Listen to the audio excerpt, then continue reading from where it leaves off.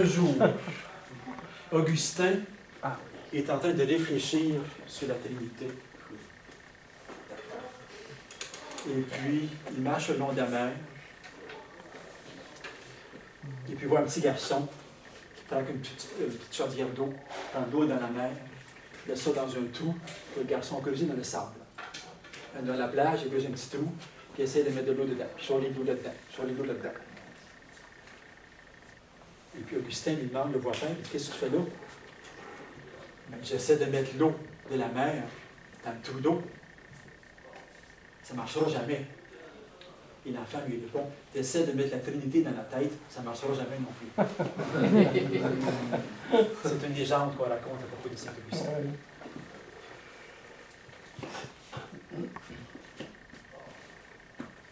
Donc, je reviens là-dessus. Hein. L'essence de la foi chrétienne est mise en cause. Parce que si le Fils n'est pas égal au Père, il n'y a pas eu de véritable incarnation. Ce n'est pas vraiment Dieu qui est venu habiter parmi nous. Dieu a eu peur de venir habiter parmi nous. Il a envoyé quelqu'un d'autre, qui est un intermédiaire entre lui et nous. Ce n'est pas vraiment Dieu qui est mort sur la croix pour nous sauver.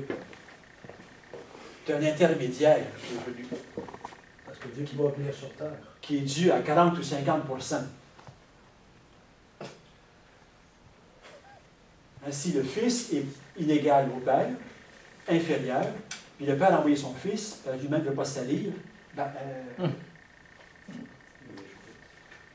Donc, c'est ça qui est en cause. C'est pour ça que ça relève les chicanes de mots, en bout de ligne, c'est extrêmement vital pour le centre de foi chrétienne. Donc, en 361, un homme publie donc son texte, le discours réarrangé, qu'il avait prononcé au concile, qui n'est pas reconnu comme tel concile œcuménique, et il met ça dans le public en disant que tout le monde est d'accord avec ça. Dans le fond, tout le monde est à rien. Tout le monde est d'accord pour dire que le Fils est inférieur au Père. Je viens de le prouver avec ma doctrine sur le langage. Nicée dit la même chose que nous, en d'autres mots. Je suis d'accord pour dire qu'avec Nicée, vrai Dieu né du vrai Dieu, lumière née de la lumière, engendrée, non pas créée, de même nature que le Père. Je suis entièrement d'accord avec ça là-dessus. Sauf que le Père est inférieur à l'inengendré. Le Père et le Fils ont toujours existé simultanément. Entièrement d'accord avec ça. Il n'y a pas de Père sans Fils, pas de Fils sans Père. Comme vous dites, vous les Nicéens. Entièrement d'accord avec ça. Sauf que le Père n'est pas égal à l'inengendré. L'inengendré est supérieur.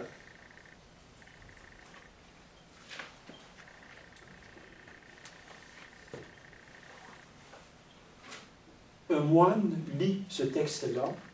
Il s'appelle Basile. Basile de Césarée. Il est évêque, donc, de la ville de Césarée, qui est au centre de la Turquie, à peu près, grosso modo. Et il voit que le christianisme est ruiné à sa base, comme je viens de le montrer, et il décide de répondre à un homme. Le texte d'un homme s'appelle Apologie. Quand un homme publie son discours, ça s'appelle Apologie. Et Basile va écrire un texte contre un homme. Donc, le texte contre un homme qui va paraître en 363, 364 à peu près. Donc, il y a trois bonhommes qui vont se dresser contre l'arianisme d'un homme. Le premier, c'est donc, je viens de nommer, c'est Basile de Césarée. Mais quand on dit Basile de Césarée ou Ambroise de Milan, c'est l'endroit où ils sont évêques. Dans notre diocèse, on dirait Christian de Saint-Hyacinthe. Donc, Basile est évêque de Césarée. Il a un très grand ami qui s'appelle Grégoire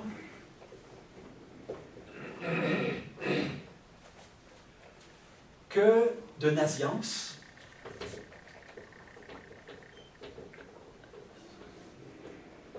Puisque son père était évêque, on était évêque de père en fils à ce moment-là, dans certains cas. Son père était évêque aussi de Naziance.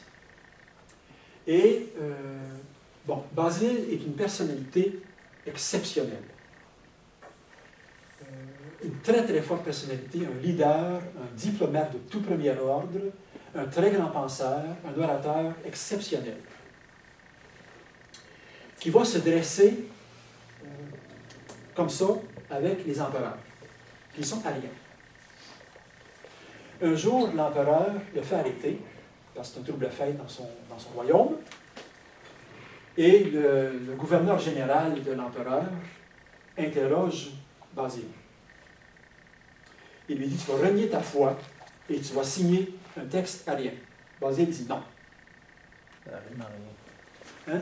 Ça rime à rien. Il dit, je ne signe pas. En ce cas-là, je te fais emprisonner. Ça ne me dérange pas. De toute façon, je suis déjà prisonnier du Christ. OK, je t'exile à l'autre bout du royaume, enchaîné.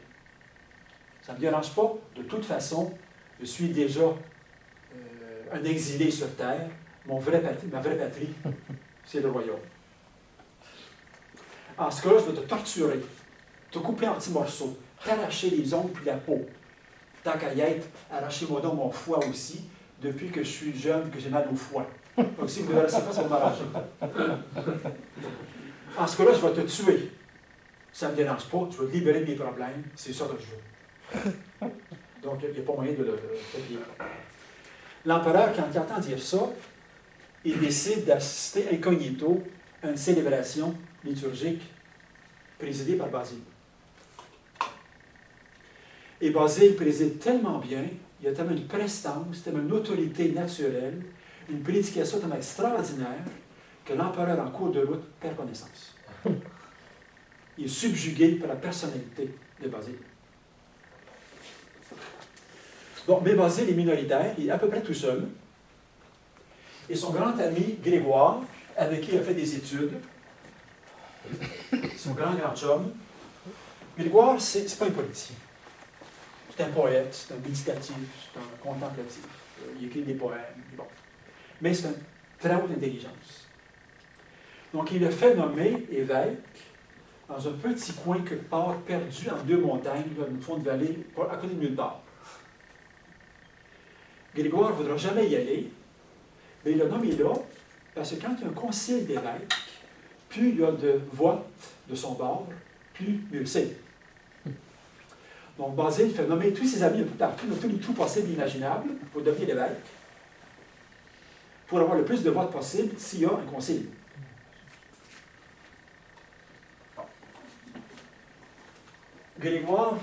Basile va mourir assez jeune, à 49 ans, et Grégoire de Naziance va prendre le flambeau après. Donc, la pensée de Basile, Grégoire va ensuite la développer. Et puis, il y a aussi Grégoire de Nice, qui est le jeune frère de Basile. C'est son petit frère, qui est un très grand théologien, un très grand mystique, un très grand philosophe, mais qui est écrasé par son frère. Donc, tant que Basile va vivre, Grégoire, il n'écrit rien, puis il ne fait rien, il ne bouge pas là. Une fois son frère mort, là, il va prendre toute sa stature. Donc, Basile va écrire un traité contre un homme, qu'on va voir tout à l'heure, vers 364 à peu près, 363, mettons. Et ensuite, en 380, Basile meurt. Mais un homme va écrire une réponse à Basile juste en 380. Bon, ce qui veut dire aux catholiques, nous, qu'un homme n'a pas osé écrire un traité contre Basile de son vivant, parce qu'il a eu peur que Basile le rentre dedans comme ça. Et les Ariens vont dire, quand Basile a lu le traité d'un homme, il est mort d'une crise cardiaque. Donc, prenez la version que vous voulez. Mais c'est ensuite Grégoire de Nice, donc le jeune frère, qui va écrire un deuxième contre un homme pour démolir définitivement la pensée de Grégoire de homme. Oui. Je voulais savoir, comme Arius et un homme, leur motivation était juste politique ou... Non, c'est, en fait, ils étaient convaincus qu'eux avaient raison. Là. Ils vont chercher, j'ai parlé de ça plus tantôt, ils vont chercher des citations dans l'Écriture qui leur donnent raison. Le Père est plus grand que moi, en Saint-Jean. Dans l'épisode du jeune homme riche, en Marc, le jeune homme riche dit « Bon maître, que dois-je faire pour avoir la vie éternelle? » Jésus répond « Pourquoi m'appelles-tu bon? Dieu seul est bon. » Donc Jésus se place dans ces textes-là en dessous du Père. OK? Troisième texte, nul ne connaît le jour de la fin du monde, pas les anges, pas même le Fils, seul le Père. D'accord? Donc, il y a des textes comme ça qui vont du côté des Ariens. Les catholiques vont dire, oui, dans sa mission terrestre, le Fils ignorait des choses. Dans sa mission terrestre, le Fils est soumis au Père. Mais dans l'essence, ils sont égaux. C'est les catholiques qui disent ça. D'accord? Mais la motivation profonde, on la raconte très bien ici, c'est beaucoup plus simple de penser que 1, 2, 3, dans la hiérarchie, le Père, 100% Dieu, le Fils, 75%, puis l'Esprit Saint, 50%, c'est simple, c'est logique. Là. Facile à comprendre. 3 égaux, différents, un seul Dieu, c'est compliqué, là. D'accord? Donc, c'est beaucoup plus simple, beaucoup plus facile de croire à une hiérarchie divine qu'à une égalité divine puis une trinité divine. Les mêmes pensées sont reprises par les témoins de Jéhovah, les Mormons, l'Islam. L'Islam est beaucoup plus simple que le catholicisme. Il y a un seul Dieu, pas de problème. Un prophète, tout va bien. Le christianisme est plus complexe, plus riche. Mais la révélation est complexe. La révélation est riche. C'est pour ça qu'il faut la tenir, et la comprendre. Ça va? Oui.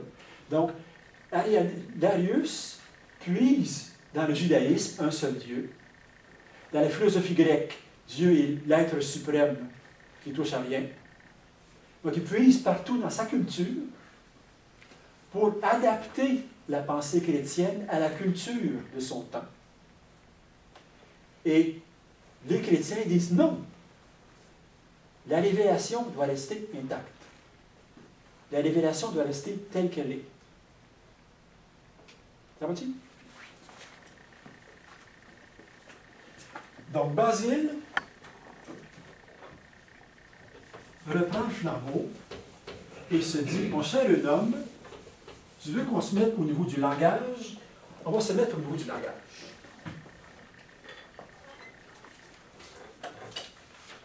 Tout d'abord, ton fameux concept de inengendré. Que tu dis que c'est un mot d'ordre divin. Hein? C'est un mot incompréhensible, un négatif, parce qu'on ne peut pas dire de positif. Calmons-nous, là. C'est un mot comme les autres. C'est un mot du langage humain. Engendré, inengendré, fils, père, c'est des mots qu'on emploie pour comprendre les choses. Donc, il fait descendre le concept d'inengendré que Arius et un homme encore plus avaient mis dans la transcendance pour dire que c'est un mot humain comme les autres. Il n'y a pas deux niveaux de langage de mots, là. Dieu puis Dieu, lumière puis lumière, on a juste un.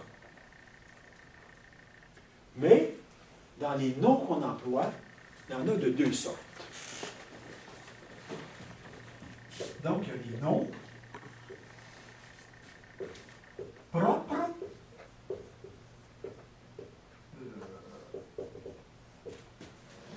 Puis il y a des noms communs. Excusez, je fais du français.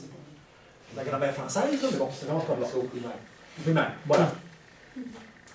Donc, les noms propres, c'est Pierre, Jean-Jacques, Fido, Nestor, puis Minou, dans les chats. Macintosh, Lobo, Cortland dans les pommes. Apple, Samsung et compagnie dans les noms propres. Les noms propres qui disent des caractéristiques propres à certains individus. Quand je dis Pierre, c'est un nom propre. Et Pierre a un certain nombre de caractéristiques qui lui sont propres, qui appartiennent à lui tout seul.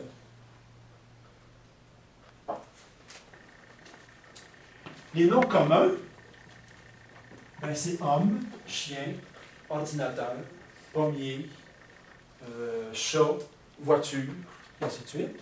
Donc, une catégorie d'êtres qui ont eux aussi des caractéristiques propres. Si je prends le nom commun homme, ben, c'est des bipèdes, raisonnables, intelligents, mammifères, et ainsi de suite.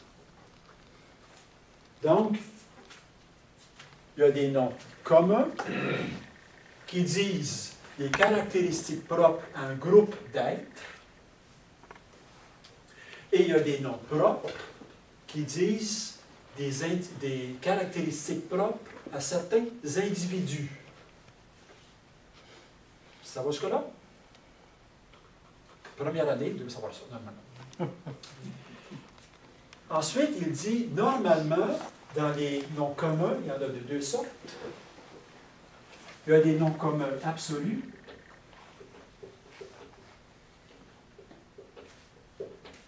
Et il y a des noms qui indiquent une relation.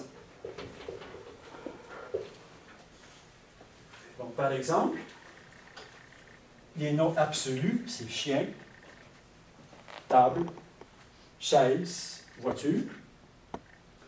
Nos relations, père, indiquent une relation à quelqu'un d'autre. Fils, créancier, oncle, ami,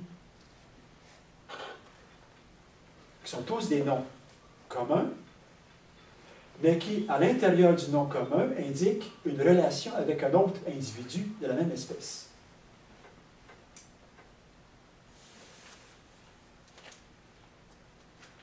Donc, qui indique un rapport avec un autre individu.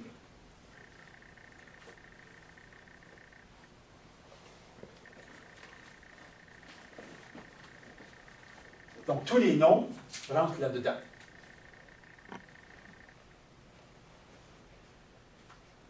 Normalement, les noms propres indiquent donc des individus avec des caractéristiques qui me sont propres. Les noms absolus, noms communs, indiquent une espèce, un genre, une catégorie d'individus. En soi. Les noms de relation indiquent un nombre d'individus, pas d'individus, une espèce, mais en relation avec une autre partie de la même espèce. Ami, créancier, esclave, maître, fils, père, mère. Quelqu'un d'autre.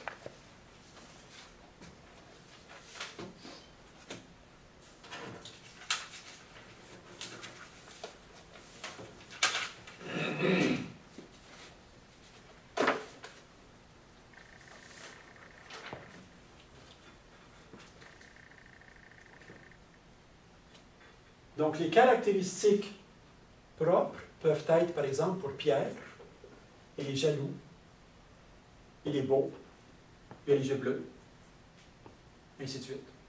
Donc, les caractéristiques propres d'un individu. Ici, il y a les caractéristiques propres d'une espèce. Donc, il appartient à plusieurs espèces. L'être humain, il est bipède, intelligent, rationnel.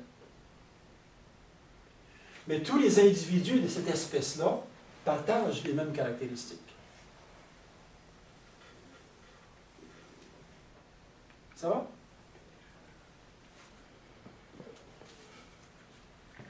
Dans la Trinité, c'est la même chose, dit-il. Avec deux petites différences. C'est que ce qui indique la relation, dans la Trinité, devient un nom propre. D'accord? Donc, la relation père-fils, qui est chez nous une caractéristique commune qu'on peut partager, devient ici une caractéristique propre d'un individu. Oui. Es-tu les deux en même temps ou juste caractéristique propre? La caractéristique propre d'être père Ouais. n'appartient qu'au père. D'accord. Comme la jalousie, ici, n'appartient qu'à Pierre. La caractéristique propre du Fils, c'est d'être engendré par le Père. Caractéristique propre du Fils.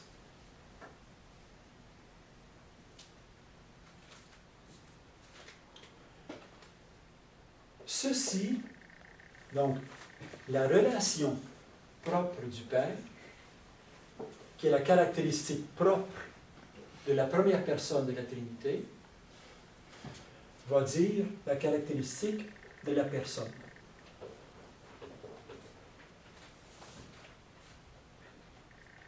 Donc, la caractéristique propre de la première personne de la Trinité, c'est d'être Père. C'est la seule caractéristique qu'il a.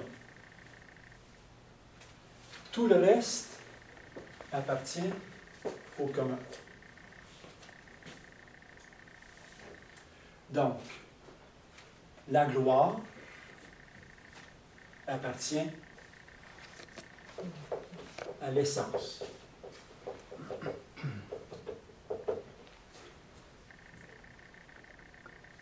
Le Père a la gloire, le Fils a la gloire, et puis l'Esprit a la gloire, puisque ça appartient à l'essence divine qu'ils ont en commun.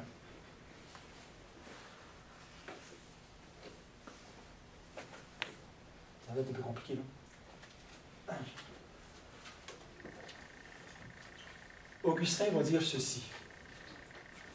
La notion d'Esprit Saint, disons, parce que là, on parlait toujours du Père et du Fils, puis là, on arrive tranquillement avec l'Esprit Saint. Quand est-ce que L'Esprit Saint n'est pas là-dedans encore. OK, on parle juste de Père, Prochain concile. Père et Fils. Donc, on ne parle pas de Trinité encore. En fait, on va régler le problème avec le Père et le Fils. Ensuite, on va dire l'Esprit Saint, c'est la même chose. OK, mais par après. Oui, il Là, faut on parle juste du Père et régler, du Fils. il faut régler le problème entre le Père et le Fils. Oui. C'est pour ça qu'il ne faut pas employer Trinité d'abord. Trinité, c'est 3. Trinité, c'est trois. Dans la discussion, on n'est pas encore rendu dans la Trinité. Ok. On est encore dans la... Bon, Merci. disons qu'on va dire comme ceci. Tout est commun, sauf la relation.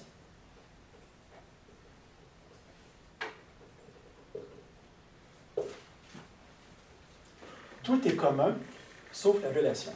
Dès que tout appartient aux trois personnes, sauf la relation qui appartient à une seule personne. Je répète ça.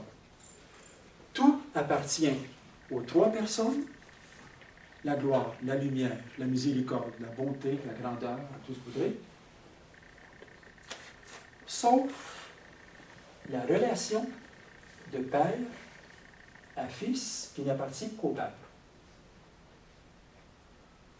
Sauf la relation de fils à père qui n'appartient qu'au fils.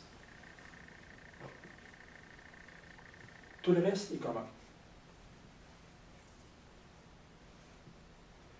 Donc, si je dis à qui appartient la gloire, Père, Fils et l'Esprit. Qui appartient l'amour? Père, Fils et l'Esprit. Qui appartient la puissance? Père, Fils et l'Esprit. À qui appartient, enfin n'importe quoi, non? Les trois. À qui appartient la paternité? Au Père seulement. À qui appartient la filiation? Le Fils seulement.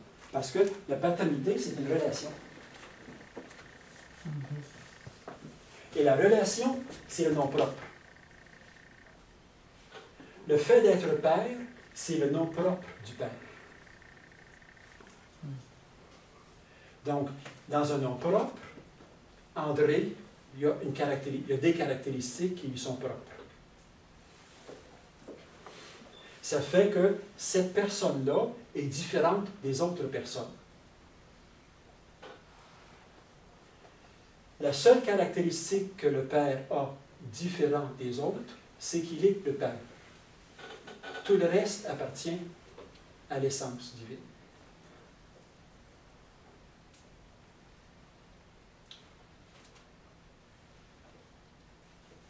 Je ne sais plus comment l'expliquer autrement. Donc, dans une personne à nom propre, c'est un individu qui a des caractéristiques propres. Et quand je parle de Jean-Claude, je parle des caractéristiques de Jean-Claude. Jean-Claude a par ailleurs toutes les caractéristiques de l'espèce humaine.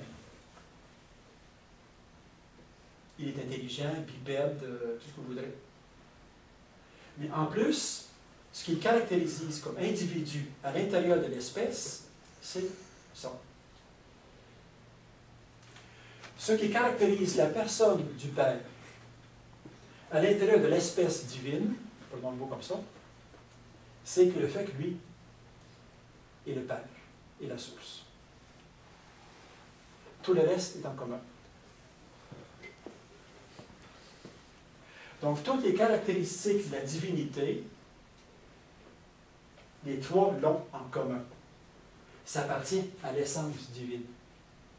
Tout est commun.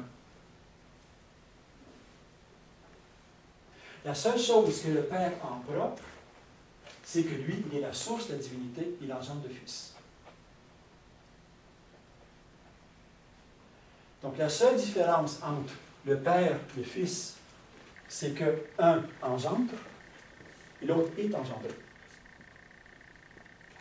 Tout le reste est en commun. D'où l'égalité totale entre les deux.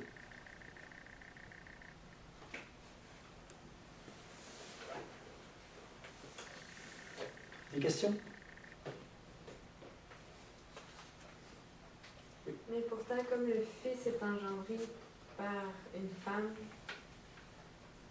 c'est comme, si on dit justement comme si tout est égal, mais c'est Dieu, comme il n'a pas été engendré, il y a quand même une différence aussi par rapport à ça, par rapport au fait que Jésus était humain aussi. On ne parle pas de Jésus, on parle du Logos, là. OK. Donc, le Fils, à l'intérieur de la Trinité, on a pris le mot engendrer, parce que engendrer implique, ou laisse sous-entendre, qu'on transmet la nature. C'est une qualité de nature. Contrairement à créer. Créer une différence de nature. On a pris quand même le mot, malgré la connotation sexuelle qu'il peut y avoir à l'intérieur. Donc, en enlevant la connotation sexuelle, il laisse cette égalité de nature. Mais la seule différence entre le Père et le Fils, c'est qu'un engendre et l'autre est engendré. Donc, la seule différence qu'il y a, c'est la relation. Mais Le type de relation. il est engendré hors du temps, pas un moment. De toute éternité. C'est bon. Engendrement éternel. Mais le Père, la seule différence entre le Père et le Fils, c'est que le Père est la source de la divinité et le Fils est celui qui reçoit la divinité. Mais le Père en donne totalement à son Fils et le Fils en reçoit totalement. Donc, encore l'égalité.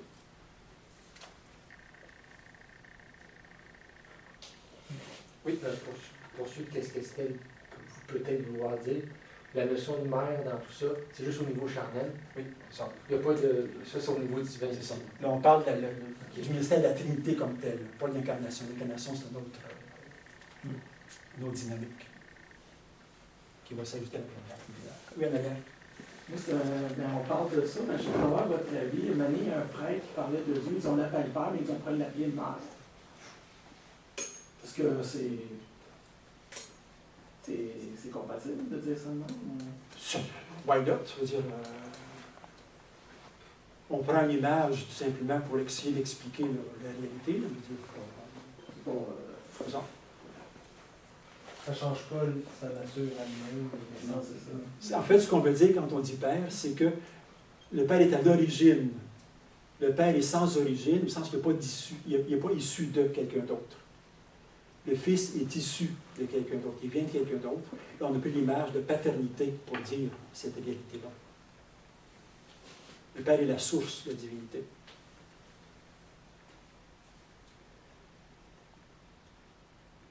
C'est en fait, ils ont tout en commun. Tout ce qu'ils possèdent, ils l'ont ensemble à égalité. Mais pour qu'il y ait différence, puisque ça prend des personnes différentes, la seule différence qu'il y a, c'est cette espèce d'engendrement de l'un à l'autre. La relation qui est différente.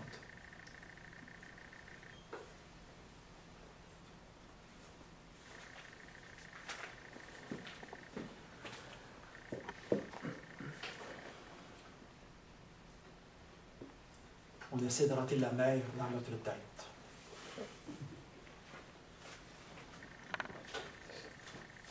Donc, tout est commun.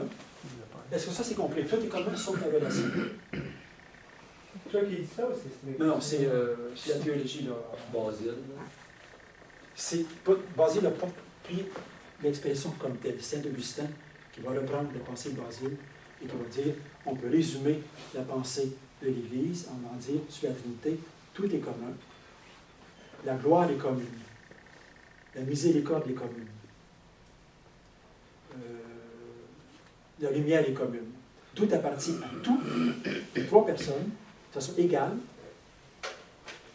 La seule différence, c'est la relation. Pour qu'il y ait une différence entre les personnes, une opposition, une opposition. Un engendre, l'autre est engendré.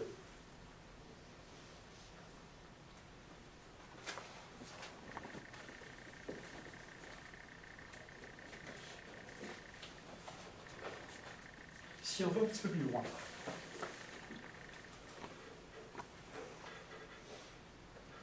Saint Basile va se demander, bon, il y a le Père et le Fils, ça prend un peu la question de Serge, il y a le Père et le Fils. Donc la différence, la seule différence qu'il y a, c'est que le Père engendre et le Fils est engendré. Tout le reste, il les possède en commun. L'Esprit Saint est là-dedans.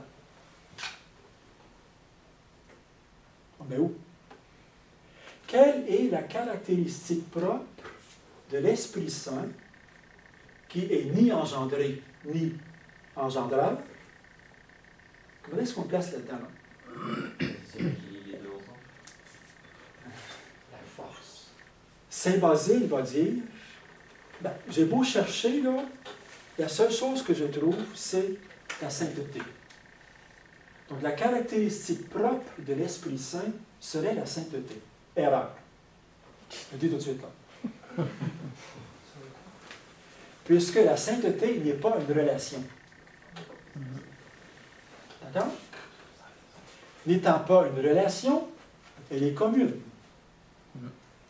Puisque tout est commun, sauf la relation. Oui, mais il y a quand même une relation pareille avec l'Esprit Saint, pareil. Non, mais C'est pas à l'intérieur de la Trinité, là. Donc, à l'intérieur de la Trinité, Saint Basile essaie de voir c'est quoi la caractéristique propre de l'Esprit Saint. Il n'arrive pas à trouver, et il va dire, c'est la sainteté. Je répète, erreur, puisque la sainteté n'est pas une caractéristique propre de l'Esprit Saint. Le Père aussi est saint. Père saint. Le Fils aussi est saint. L'Esprit Saint aussi est saint. C'est quoi qui distingue d'abord? Bonne question. Basile va mourir sans savoir la réponse. Bon. C'est Grégoire de Nazianze, donc son ami, qui va finir par prendre à l'intérieur de l'évangile de Jean l'esprit qui procède du Père. L'expression dans Saint Jean. Donc, on va dire la relation entre le Père et l'Esprit, c'est une relation de procession. Non pas d'engendrement, mais de procession. Donc, le credo va dire l'Esprit Saint qui procède du Père. Nous, on va ajouter et du Fils, mais ça, on regardera la prochaine fois là-dessus. Là. Donc, la façon dont le Père produit, puisque le Père est la source, il engendre le Fils, ce qui permet de poser deux personnes différentes, le Père et le Fils. Il y a une relation différente. Tout le reste est commun. Le Père procède l'Esprit. C'est la façon de produire l'Esprit. Tout le reste est commun. Oui? Produire et créer, c'est la même chose, quoi. Pardon? Produire et créer, il y a une différence. On prend le mot technique que Saint Jean prend, de procéder. C'est la même chose en bout de ligne. On va prendre le mot procéder, le mot spirer. En termes techniques, on va l'entendre donc inspiration. Donc le Père spire l'Esprit, ou le Père procède l'Esprit, ou le Père produit l'Esprit, de façon de le produire. Mais pour que l'Esprit soit distinct du Père, il faut qu'il y ait une relation entre les deux qui fasse la distinction. Sinon, tout est commun. Et la sainteté n'est pas une relation, donc ce n'est pas une distinction, puisque tout est commun sauf la distinction, sauf la relation. Ça va? Au moins un petit peu. Donc, Saint Basile, je reviens là-dessus, toutes les caractéristiques propres aux personnes sont du côté de la personne, et toutes les caractéristiques communes sont du côté de l'essence divine. Donc, il va y avoir trois, on va prendre le mot grec, permettez, trois hypostasis, qui signifie personne en français, mais très souvent, dans des livres traduits à partir du grec, on va garder le mot français hypostase. Donc, si vous avez des livres orthodoxes écrits en français, ils ne prendront pas le mot personne. Ils vont dire le mot hypostase. Je vais voir pourquoi tantôt. C'est légèrement différent. Donc, trois hypostases. Donc, Grégoire dit, ce que j'ai découvert à partir de mon analyse du langage, les noms propres, qui disent les caractéristiques propres de l'individu. La seule caractéristique propre de l'individu, c'est la relation père-fils, et ça caractérise les trois hypostases. Toutes les hypostases ont tout en commun, sauf que la première engendre, la deuxième est engendrée, et la troisième est procédée. Tout le reste appartient à l'essence.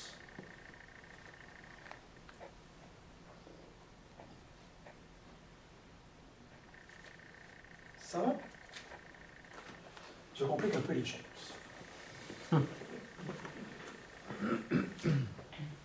Nous, quand nous avons une personne avec un nom propre, il y a beaucoup de caractéristiques.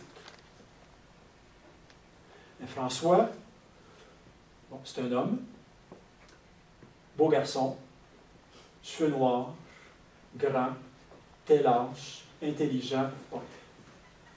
Toutes ces caractéristiques qui le différencient de Estelle, qui est une femme, noire aussi, jolie aussi, hein, de façon différente. Ce qui fait qu'on a finalement deux individus différents d'une même espèce. Si en Dieu il y avait beaucoup de caractéristiques différentes chez les individus, on aurait deux individus différents. Mais en Dieu, il y a une seule petite différence, la relation.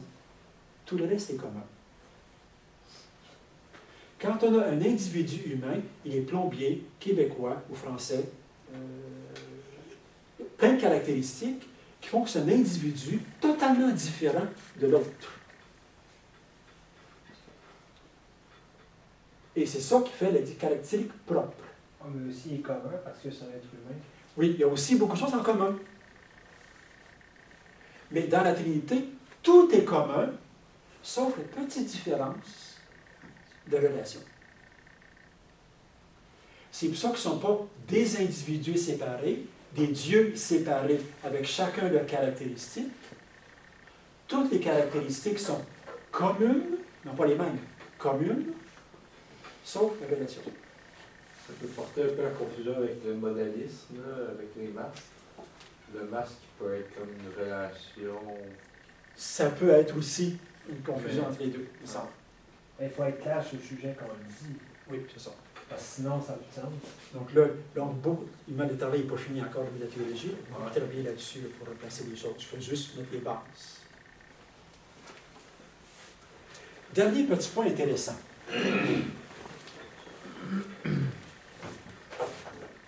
Du côté latin,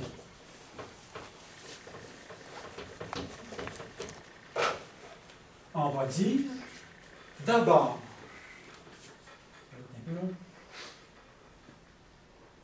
c'est ça, une substance. Et dans cette substance-là, il y a 3 personnes.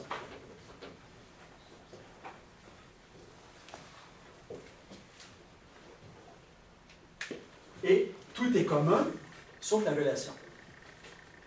Dit que tout ce qu'on peut dire de Dieu appartient à la substance que possèdent les 3 personnes, sauf la relation qui fait la distinction entre les personnes. On s'entend là-dessus. Du côté latin. Du côté grec, on va partir de l'autre bout. On va dire 3 personnages. il y a 3 hypostases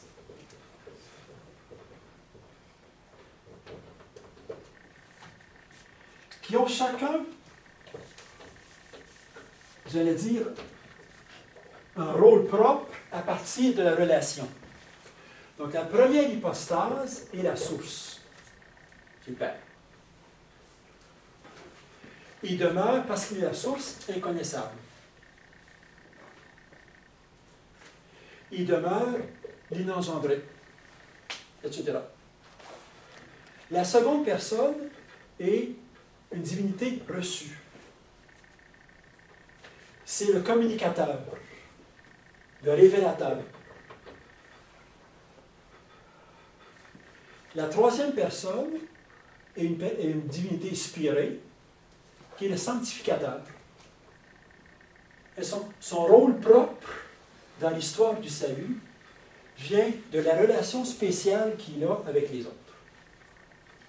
Donc, eux partent des 3 hypostases. Ensuite, ils vont dire une ousia. Une substance, c'est la même chose. Ça va?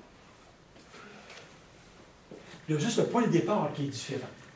Nous, on insiste sur, on dit toujours, nous, un seul Dieu en 3 personnes. Eux vont dire 3 personnes en un seul Dieu. Vous portez à confusion. Non.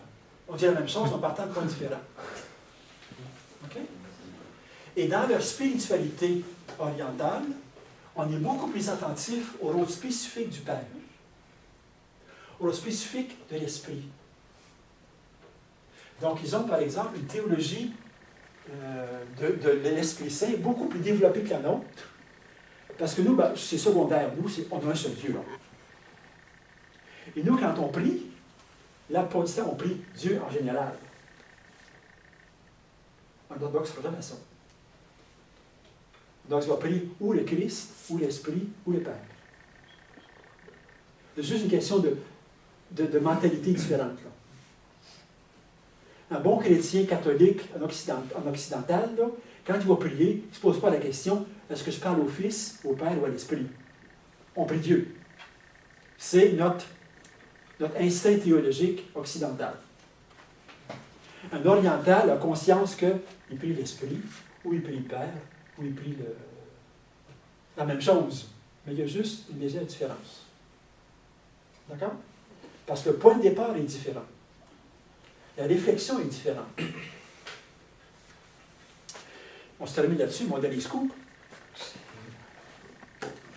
Dieu apparaît à Moïse dans le buisson ardent. Dieu lui dit, Moïse. Moïse répond, me voici. Je suis le Dieu de tes pères. OK? Qui est-ce qui parle? Le Père. C'est Dieu. Voilà. Ça c'est la réponse occidentale. Ah, oui, oui. Nous, on dit, c'est Dieu qui parle, puisqu'on parle d'une substance. Attends, mais les orientaux pourraient dire, ben, ils parlent du Père en particulier. Non, non, le Père ne communique pas. Ils parlent de- C'est le Fils qui communique. C'est vous, François est dans l'erreur, là, savez-vous? Mais c'est le Fils qui communique. Le Fils, son rôle dans la Trinité, c'est de communiquer. C'est un peu mélangé. Ouais, mais donc c'est quand même l'esprit, parce que le fils n'était pas encore là avec Moïse. Ben oui, ah non? C'est l'esprit, non? Parce que Moïse, le fils n'était pas encore là. Mais non. Le Fils est là, il est de toute éternité. Alright. Il ne s'est pas incarné. Il n'était pas encore incarné. C'est ça, Il était déjà dans la Trinité. Voilà pourquoi on dit le Logos. Mais C'est moi pas j'ai le- une question. pas le Fils Jésus. Qu'est-ce qui parle à Jésus quand Dieu parle à Jésus? Là, c'est le Père. D'accord. Mais là, d'accord. Et donc là, il communique, mais juste avec Jésus. C'est ça, oui. Ok. Et il dit, Comme- écoutez-le, parce que c'est lui qui parle à mon nom. Là. Ouais, mais Pierre l'entend. Donc c'est le seul Oui. moment où il parle en fait. C'est ça. Mais le Fils, on commence au début. Les orientaux vont dire, qui est-ce qui parle dans le buisson ardent? Ils partent des trois hypostases. Donc le réflexe théologique, c'est de dire, laquelle des trois hypostases parle? Ils vont dire, ben, c'est la deuxième, puisque le rôle de la deuxième hypostase, le Fils, le Logos, le rôle, c'est de communiquer, de révéler et de parler au nom du Père. Le Père, c'est pas son rôle de parler, ça va partie de la caractéristique, c'est la caractéristique du Fils qui fait ça.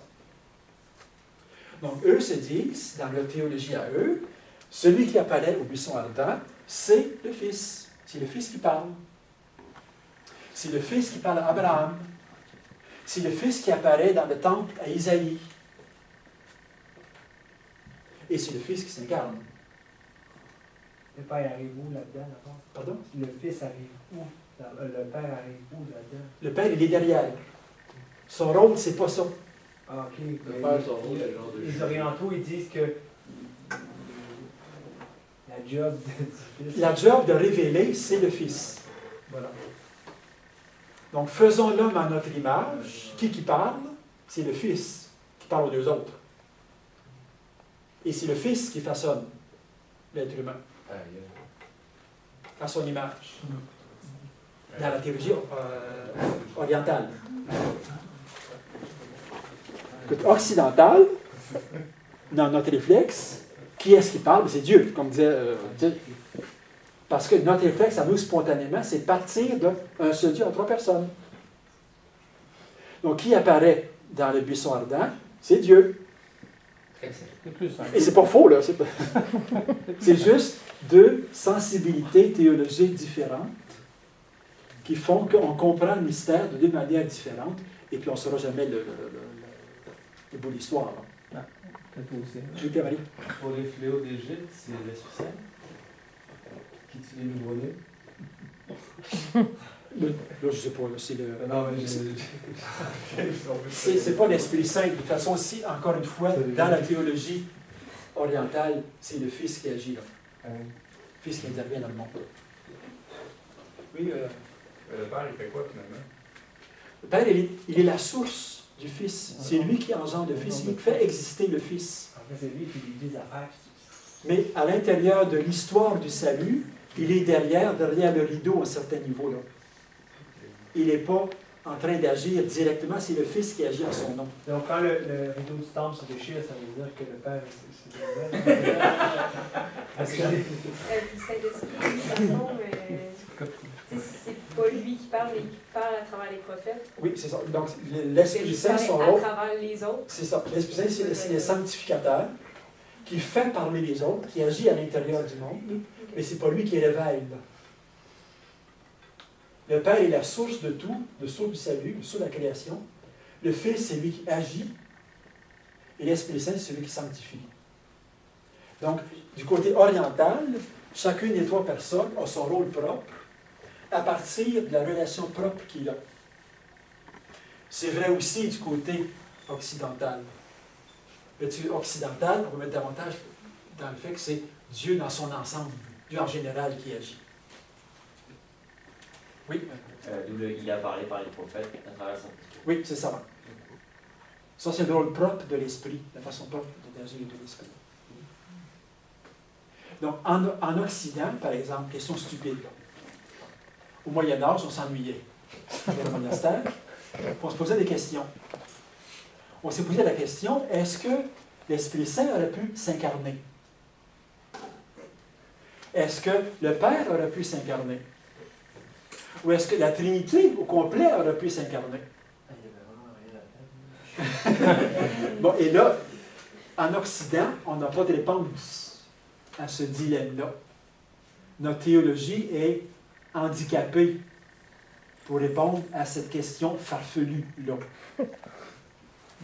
Mais cette question-là, elle est imposable ou absolument pas pertinente du côté oriental, parce que pour l'oriental, c'est évident que le rôle de la deuxième hypostase, c'est de se manifester, c'est de se faire connaître, et c'est de s'incarner. Une autre, c'est pas adéquat, là. Les autres ont d'autres choses à faire à l'intérieur de l'histoire du salut. L'Esprit lui donne un coup de main. Mais... Oui, bien sûr. C'est évident. Dans la rédemption, le Christ meurt sur la croix, mais c'est le Père qui l'envoie, puis l'Esprit Saint est là présent. Là. À l'incarnation, c'est le Fils qui est envoyé, mais c'est le Père qui l'envoie, c'est la puissance de l'Esprit. Les trois agissent. une substance en trois personnes. Oui. Oui. Il n'y a pas une différence entre les catholiques et les orthodoxes au niveau que l'esprit procède du Père et du Fils? Oui. C'est ça, hein? Oui, c'est ça. Donc ça, c'est mon scoop la prochaine fois. Ah, excusez. Donc, c'est une controverse très intéressante, en ce sens que, du côté des orthodoxes, ils procèdent du Père, et pour eux, c'est suffisant. Du côté occidental, on aura besoin de dire qu'il procède aussi du Fils. Donc, nous, les latins, on va ajouter au credo de Nicée-Constantinople, il procède du Père et du Fils. Donc, ce qu'on appelle le filioque. Donc, filioque. Donc, ça veut dire filio, c'est fils. Que, c'est aussi. Et c'est une des grandes controverses entre les églises orthodoxes et les églises occidentales, catholiques, romaines, entre autres. Nous, on a besoin, on verra la semaine prochaine, la prochaine fois, pourquoi nous, on a absolument besoin du filioque. Et les orientaux, c'est une hérésie, parce que c'est une ajoute à un credo antique, une ajoute illégitime que vous avez faite unilatéralement de votre côté à vous, sans nous consulter. Donc, on est... Encore aujourd'hui. Encore aujourd'hui. C'est ça. Donc, nous, quand on les cite le credo en français, on dit qu'il procède du Père et du Fils. Ne faites jamais ça dans une église orthodoxe pour dire non, il ne procède pas du Fils. Donc, la messe œcuménique, c'est ça. En fait, quand on a une messe œcuménique, le pape avec des patriarches, par exemple, il va réciter le credo en grec, et non pas en latin, en grec, Puis il n'y a pas de filioque, nécessairement. Le filioque, c'est la tête. Donc, ça évite le problème. Puis, je crois dans une seule église, 5 catholiques et apostoliques, il enlève le catholique, je crois. Non, non, non, ça c'est. Donc, catholique, ça veut dire universel. Ça veut dire. Fait que ça revient à la même chose. Oui, ça c'est pas. Là, le catholique, nous, on C'est l'a juste le nom. sosifié, c'est ça. Sosifié pour dire l'Église catholique latine. Ouais. Ils disent pas un credo, ça. Non, latine.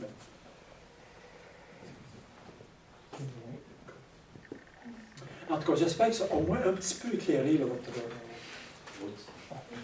votre intelligence, même si tout n'est pas clair. Ça, Très c'est intéressant. Donc, la prochaine fois, il reste encore une session. On va aborder 2 sujets. La première heure, on va parler de l'Esprit Saint. Il faut rentrer dans le credo aussi. Donc, la partie du credo concernant l'Esprit Saint, on va la mettre, comment c'est arrivé. Et ensuite, la deuxième partie, c'est le filioque, la fameuse question de Dieu. Pourquoi est-ce que nous, on a rajouté ça? Comment c'est arrivé? Et qu'est-ce qu'on fait avec ça? Merci beaucoup. Merci beaucoup.